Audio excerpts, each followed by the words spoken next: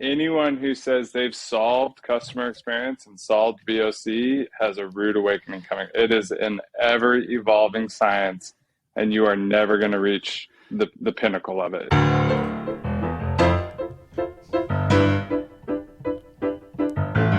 You're listening to CX Passport, the show about creating great customer experiences with a dash of travel talk. Each episode, we'll talk with our guests about great CX, travel, and just like the best journeys, explore new directions we never anticipated. I'm your host, Rick Denton. I believe the best meals are served outside and require a passport. Let's get going. Guilty of it. I've got an About section on LinkedIn that holds a couple of narrative paragraphs, plenty of specialty and focus bullets, and a way to get engaged with my company. Plenty of us do. There's nothing wrong with that. There's power, though, in succinctness, uncommon, direct. What about this sentence? Ensuring that you have nothing but amazing experiences the next time you purchase from Foot Locker. Whoa, I want to talk to that guy. Well, guess what? That's what we get to do today, as our guest is Tyler Saxey, Senior Director, Global VOC and Omni at Foot Locker, and owner of one of the best about statements I've ever read. When you're ensuring nothing but amazing experiences as one of the world's highly visible brands and have been doing it for years, you've got VOC, aka Voice of the Customer, expertise. With a career brand experience stemming from American Express to financial services to InMoment and now to Foot Locker, Tyler comes from a wealth of career moments focused on the customer, and he uses those today to deliver on that about statement. It'll be great to get those insights from Tyler. And from what I've seen, I get the sense you'll just as soon as find Tyler with his fingers on the keyboard as you'll find him with toes in the sand. He'll be calling you from the airport after living life with the stripers in the stores, followed by a picture as his tips are pointed downhill about to carve up some fresh powder. Life is to be lived indeed. Tyler, welcome to CX Passport. Rick, it's so good to be here. You're too kind, but I appreciate the opportunity to be here and hope we can have a great discussion today. It is going to be a blast. And then maybe we can find a way to actually get out there and carve up some powder, which is unfortunately thousands of miles away from me, but someday I'll get over there. Let's do it. Let's talk about, let's do that. So Tyler, we know that Foot Locker, it comes with fantastic brand awareness, especially in the US, but certainly globally as well. Clearly customers know Foot Locker. But before we dive into the show, I want to know a little bit about your current role there at Foot Locker. Yeah, Rick, you talk about ways to describe your position within a company. The shortest way for me to describe my role within the company is to ensure that our customer has a seat at the table with all things Foot Locker and decisions being made by Foot Locker, and to make sure that our customer has a seat at that executive boardroom, that they have a seat at the decisions that are being made. That's my responsibility, is anywhere where we can interact with our customer and find out how their experience was, and then learn from those opportunities. Because like the LinkedIn bio says, is my responsibility is to ensure that happens, but also to listen when it doesn't happen and to learn from that and make corrective actions that help us to avoid those situations in the future. You've already hit at something that hits directly to my heart, and that is listening to that customer and then acting upon it. Absolutely. I think that's probably how you and I came to know each other, is over the realization that we both shared that it's okay to listen. That's great, but it's the action that comes from there. If there's anything that my marriage has taught me, is that listening and action is important. We've got to listen. I chuckle a bit of a diverge. There are times where listen is that's the one case though, Tyler, that maybe that listen is actually a good thing, to just stop and listen. I found myself getting in trouble with act in the marriage, but you are absolutely right. You better learn from what you're listening, even if you aren't acting there in the moment. Ooh, I didn't expect us to get into marriage wisdom inside of the podcast. I'll have to create a new tag for that. Marriage counseling in CX Passport. How awesome. Well, we were talking about the listen, right? And so the first part of that is that collecting and actually listening to your customer's voice across all of the listening posts, right? It's not just what they're saying, it's what they're doing as well. So I'm curious about you at Foot Locker. How do you collect that voice of the customer across all of those customer listing posts? And then once you've listened, how do you bring it into coherent themes?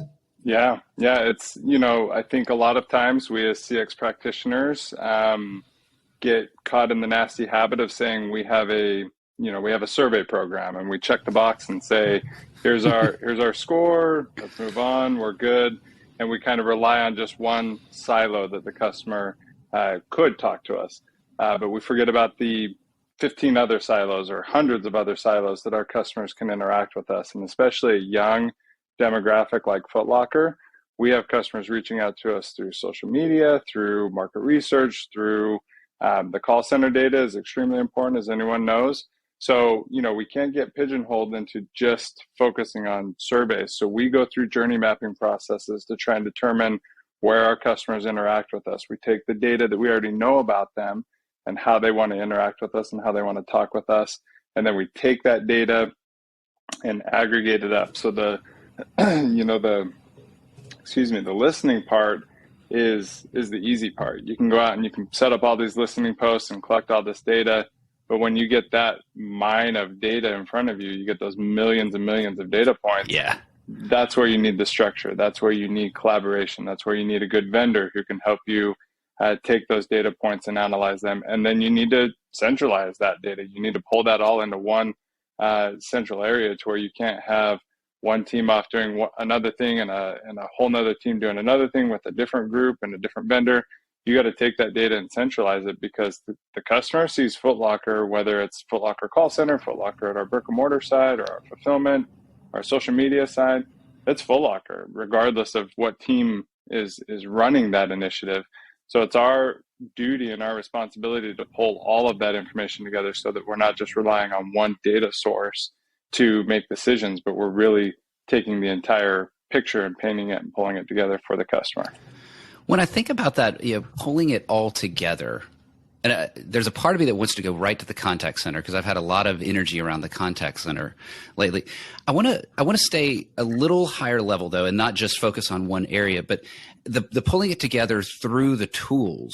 Have you found any sort of surprises when you do that? So I thought that I was listening to something the customer was saying here, but by combining it with their behavior data, I've learned something new. Or is there just something when you've pulled it together that either surprised you or really sort of drove y'all to a specific action? It's important to see the different versions that a customer can come to us in. If we're solely focused on the call center, you're going to see a customer who's most of the time frustrated. They're we don't get too many calls to the call center saying you guys did an amazing job. So, you got to take that for a grain of salt, that if you focus solely on the call center, yeah, you're going to get all the things that you're doing poorly, or you're going to miss on the other things that you could do a little bit better. Or, hey, we really like this, give us more of this. So, a specific initiative, everything that we do is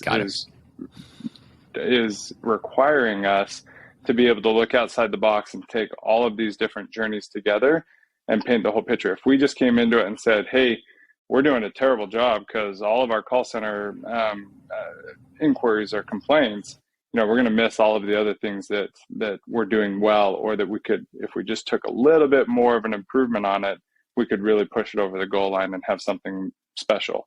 So I just think it's important to not be siloed into one area of listening and really look at the entirety of the picture when making those decisions.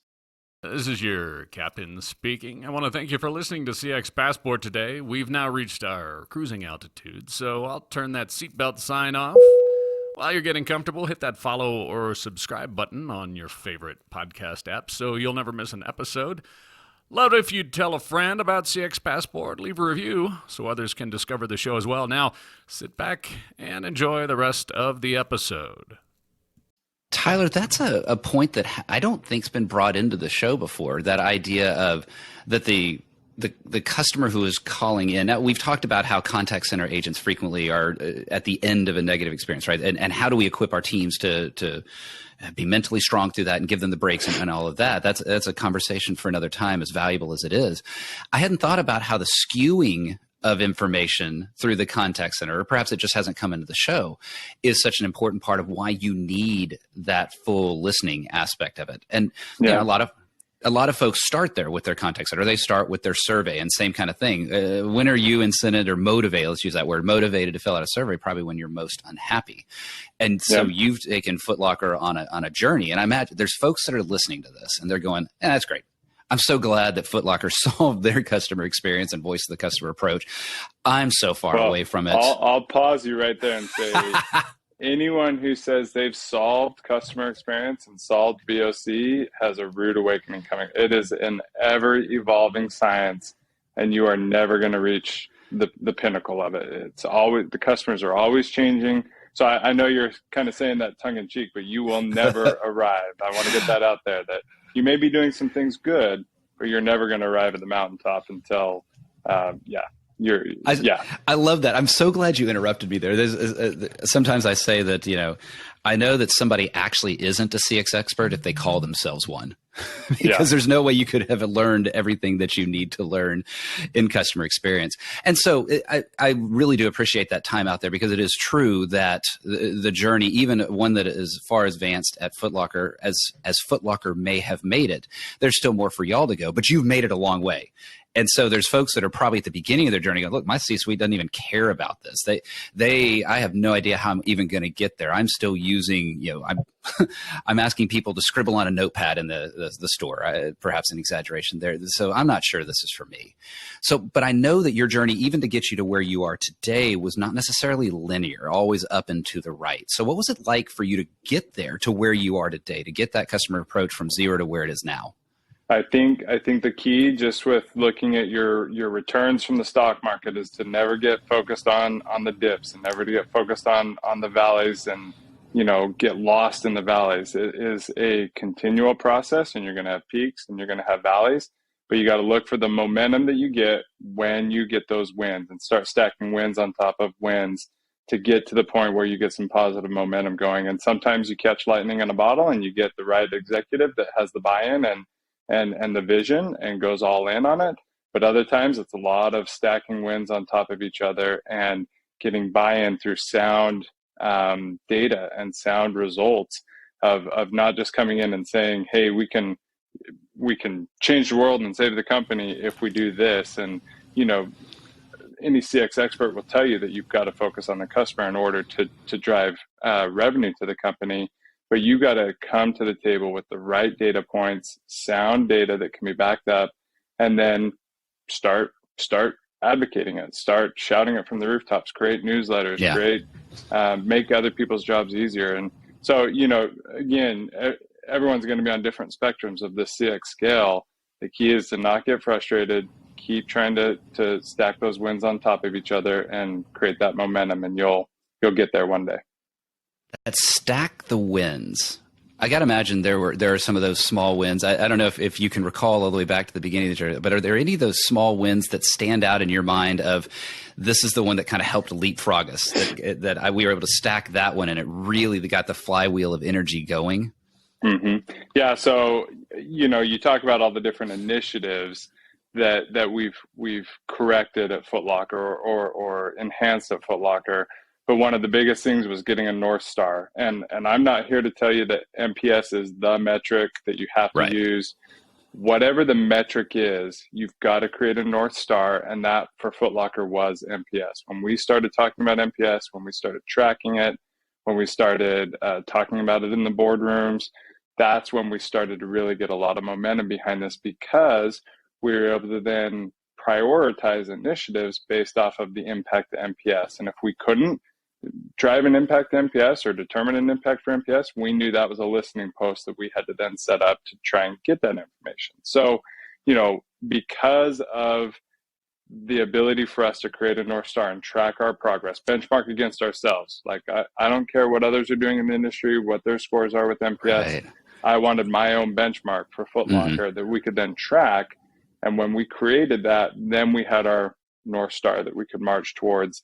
And that really was the biggest opener or eye opener for FootLocker. And the biggest evolution of this program is the introduction of NPS at the highest levels of the organization, to where it wasn't just the CX team talking about it. Everybody was talking about it because we're all in it together. Gosh, there's so many themes in that answer right there. There's other areas that I want to explore with you. The idea, and even I'm guilty of it, sometimes beating up the score. Yeah. We don't need to the reality is the score can be very inspirational. The score can be very motivational. If you stop there, then you have not gone far enough. But the score itself, to hear you say that was a stackable win, and that's where y'all got started with your North Star, I think would be, listeners, be motivated by that. If you're starting your journey in there, all of us that talk about, the score is not as important. Well, actually it is. It's an is, and you need to keep going. So I like hearing that as well. And the idea of making sure that it wasn't just the CX team, but the entire organization all the way to the top. Yep. It's a global podcast. And so I'm talking to a global brand. And I know that you and I have talked about how you've got stores across all of the continents, it seems like. And I know that a Hong Kong customer is going to have a different expectation around experience than, say, a Hoboken customer. So I'm curious, when you're thinking about customer experience with that global responsibility across geographic continents and the geographic diversity, and also that just wide diversity of cultural expectation of what a great experience means, how do you drive that when you're thinking about it from a global perspective? Yeah, so we just talked about benchmarks, right? Each geo has their own benchmarks. Each region has their own scores. And to your point, a score in Hong Kong is not going to be apples to apples for a score in Hoboken. But it's important to be able to benchmark those scores and then also create regional owners of the data or regional expertise in the data, to where you can go to them and say, hey, we're thinking about implementing this. Is that going to have legs in Hong Kong? Is that something that customers are going to gravitate towards? A regional expert with boots on the ground that can give you that information, whether that's through a Foot Locker team. So we have teams in EMEA and Asia Pacific that gravitate to this data that we're doing and provide that expertise. But if you don't have that internal, then you've got to find a group that can help you consult in that area, because the experiences are drastically different. And the same goes with even in North America by demographics and age demographics. You've got a very young, our core demographic is a very young, evolving, hip customer. So you're going to have even differences in the data that you're collecting between demographics and brands. We may have a brand that caters to an older demographic that's going to respond to us differently and want to interact with us differently than our younger demographic. So even you've got to be able to recognize those regional differences and in some cases biases, and take that into account when looking at the data.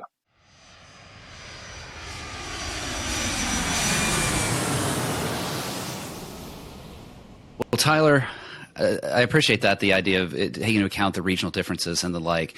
Now, I don't know if you've had the opportunity to be both in Hoboken and Hong Kong. I believe at one time, maybe it still has, Cathay Pacific had a nonstop flight from JFK to Hong Kong, and I'm sure other airlines do as well. Well, it's a long flight.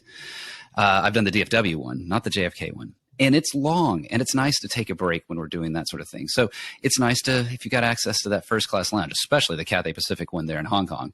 But I'd like to invite you to join me here in the first class lounge. We'll move quickly here and hopefully have a little bit of fun. What is a dream travel location from your past? Ooh, like you said, anywhere in the snow. I'm a big snow person. I love to go skiing. I currently live in Florida, so I haven't been able to do it. So anytime that I can go out and get some fresh powder in the mountains of Utah or Colorado, that's my dream vacation for me. I love that. I would love to be at Snowbird right now. Let's go the other direction. What is a dream travel location you've not been to yet? Ooh, that's a good question. I've always thought Australia would be really cool. I have never been down under. We have an amazing team down in Australia that I hope to get to see eventually. That is one place. Sydney would be probably on a bucket list of places to go to. Well, there you go. Let's use this clip for your next business justification. If I need to go see my team over in Sydney, make that happen. Yeah, I like that idea. What is a favorite thing of yours to eat? Oof, I'm a barbecue guy. Anything barbecue. I've kind of, I heard the saying that when you become 40, you've either got to become a master of woodworking or a master of smoking meats. And I took the smoking meats approach. And so I started doing my own barbecue, brisket, pulled pork, chicken, anything off of barbecue is probably my go-to. Oh boy, that sounds really, really good. I love this question. I hate it at the same time because then it makes me hungry and want to get something to go eat. Now, let's go the other way. What is a thing your parents forced you to eat but you hated as a kid? Ooh, I don't know if my parents ever forced me to eat it, but I am not a tomato guy. I can eat just about anything, but the strange thing about it is I hate tomatoes by themselves, but I love a salsa. I love a fresh garden salsa. I love anything with tomatoes in it, just not a plain tomato. Can't do it. I love the variety of the answers. Well, no, it's not strange. I've had tomatoes answered here before, and I do hear it. It is funny how once you prep it, then it's completely different. I love tomatoes, but there have been plenty of folks that have said, no, too squishy, don't like it. What is one travel item, not including your phone, not including your passport, that you will not leave home without? Ooh, that's not including my phone. That's a tough one. Flip-flops and swimsuit guy. I could make it just about anywhere Right. if I have my phone. So I would say my swimsuit.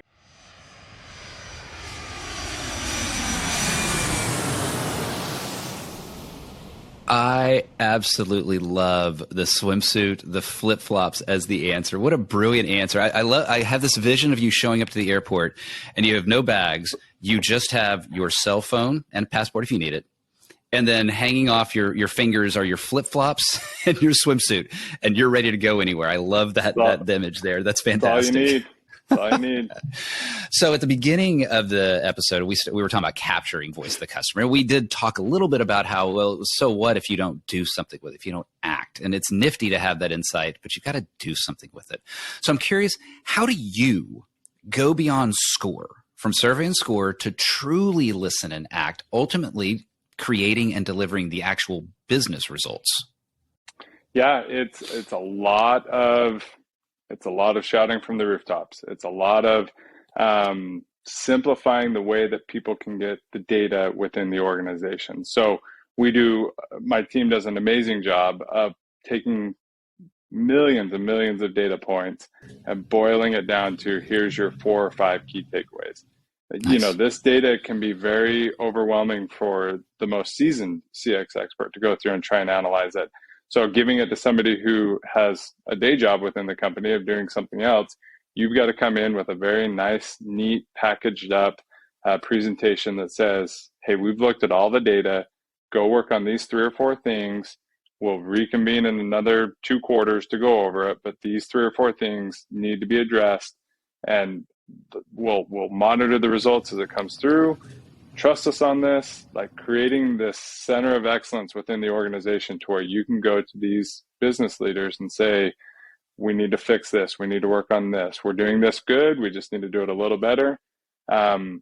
Being able to neatly package up the insights in a way where it's digestible and actionable is crucial. So I like the packaging of it. I don't think we've talked a lot about that on the show, that there's something to not just knowing what the themes are, but how they're communicated and how they're packaged up in a way that if you aren't the team that is doing the action, how do you make it as easy as possible for the team that does the action to actually do the action? And then woven into what you said there, I also heard a little bit of, and trust us. Well, I imagine they don't trust you unless you've had some of those wins from the past that you were talking about earlier. And so making it as easy as possible and continuing to deliver on those wins, I see how that drives to action.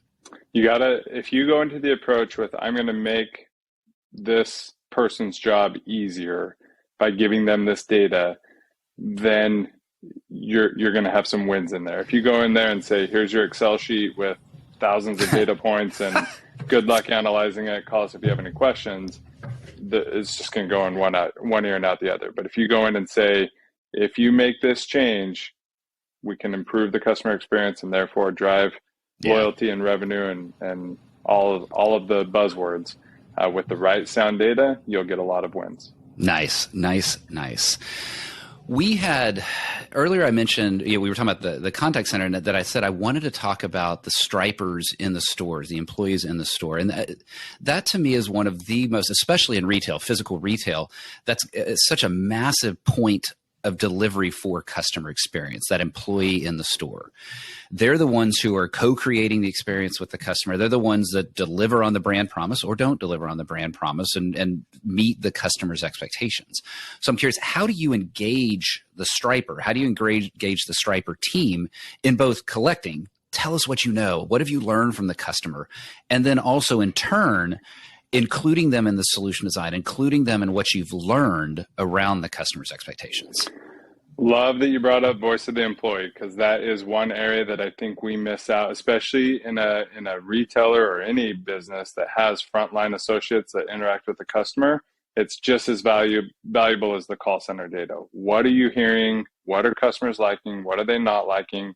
You've got to be able to collect that voice of the employee data systemically, not just as you're going out and doing store visits, but in masses. Create an easy way for them to come in and give feedback that can then be corresponded to business changes and business outcomes. Because that voice of the employee, I mean, we have thousands and thousands of frontline associates who are interacting with customers on a daily basis, who are the face of Foot Locker, who do an amazing job. Our associates, I'll put them up against anybody in the business. Our associates, our stripers, our blue shirts at Champs, they are amazing. And our customers gravitate to that and tell us all the time in the feedback about how great they are. It's important for us to take that feedback from our customer or from our associates and drive customer impacting changes, because then they can say, hey, you know, that thing you didn't like, you know, we had a hand in changing that, or that point of sale issue that we had, or checkout experience that we had a say in changing that. So we can get real good buy-in from our associates at that point. Yeah, Tyler, it's amazing how getting that insight from the employee, the front line, and there's just such rich insights there. So I want to stay there with the employee, with the stripers, with the blue shirts. Yeah. How are you using voice of the customer to celebrate the employees? Because I talk about listen and act. It's really listen and act and engage, excite. You get your employees embedded inside a voice of the customer and use the voice of the customer to really celebrate them. You got any stories of particularly delightful delivery of customer experience, or how you celebrate your employees?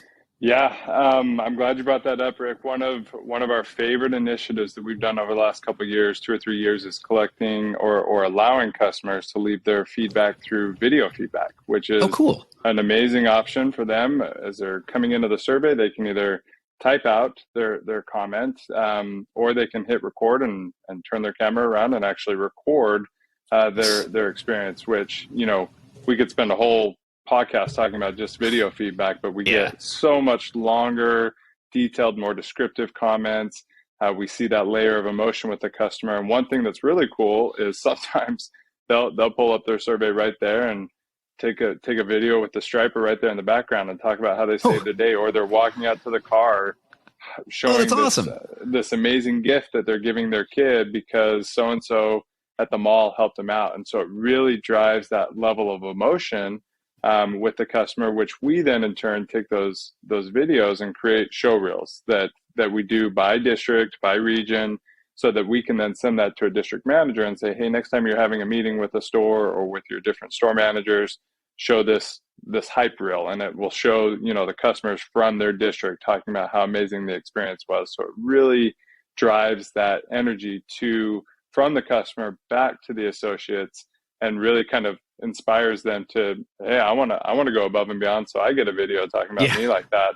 So it kind of has this nice closing the loop effect of driving that excitement and engagement back to the stores. It's great. I've heard, and it's the use of video as a way of capturing customer insights has been around. I don't know that companies are as well versed as what you're describing of taking that and specifically carving that into, as you call it, the hype reel. I love all the sports phrases that you've just been dropping into the episode as we've gone through. It's got to be so fun to be in that brand. Yeah, that's an example of a positive one, but we also learn a lot from it, Yeah. on the fulfillment side, when you see a crushed box or shoes that are the wrong shoes and a customer is saying, I don't have the shoes for my kid's birthday now, like that really helps drive the emotion and really on wanting to be better so that we don't have those experiences, or we have less of those experiences. There's got to be such power in that emotion. We spend a lot of time trying to discern what the customer sentiment is when you're looking at the scripted word, whether it's them actually typing it in a survey or looking at, say, a transcript of a call. And I know there's technology out there to try to even discern the sentiment. But it's a lot different when you're looking at it, staring at the screen, seeing, I don't know if there's a child that is either crying because it's the wrong shoe that they can't play their football game or their basketball game that night, or the reverse, that the parent has filmed that child running around the tree at Christmas, absolutely out of their gourd excited because of what they were able to receive. So the emotion of that video impact and how that cycles back to the employee, both inside headquarters and then all the way in the store as well, has to be just absolutely incredibly impactful. It's impactful. And like I said, the comments are novels. They leave, our customers leave, because every one of these videos is transcribed. So, very descriptive, detailed, go into the whole journey basically from start to finish, where instead of getting that it was great, so-and-so was good, we're getting these long descriptive novels, which we can then use to drive change. Tyler, I've got at least 3 or 4 more hours of questions that I want to ask you just based off of what you just told me already. But I don't think we've got the time for that. I actually want to end there. I think I want to end on the employee celebration, the video impact and the emotional impact of that. I like ending on the emotional impact of that. You've walked me through a ton of learning of not just how Foot Locker does it, but how one can do this in their customer experience approach, whether you're an individual, a team, or responsible for a larger company and a global brand. These themes are going to absolutely apply to those companies and those teams. Tyler, if somebody wanted to get in touch with you to learn a little bit more about you, the brand, Foot Locker, your approach to customer experience, what's the best way for them to do that? I am very active on LinkedIn. I think there's a vast amount of knowledge that is shared on LinkedIn that can be very beneficial to anyone. So I am active on LinkedIn. Feel free to reach out to me through there. Or you can send me an email at Foot Locker. It's just my tyler.saxey@footlocker.com. Awesome. Well, I'm going to get all of that in the show notes. You listeners, you know the drill. Scroll down. You'll see the links there, and you can go right there. Tyler, it was a brilliant episode. I really enjoyed talking with you. I see a little sun outside my window. You've kind of inspired me to go get a little active this afternoon just with the sports phrases and the like, and certainly closing with the emotion of the customer. I just love wrapping up with that. Tyler, it's been brilliant having you on the show. Thanks for being on CX Passport. Rick, appreciate it. Thank you very much. Thanks for joining us this week on CX Passport. Make sure to visit our website, cxpassport.com, where you can hit subscribe so you'll never miss a show. While you're at it, you can check out the rest of the EX4CX website. If you're looking to get real about customer experience, EX4CX is available to help you increase revenue by starting to listen to your customers and create great experiences for every customer every time. Thanks for listening to CX Passport, and be sure to tune in for our next episode.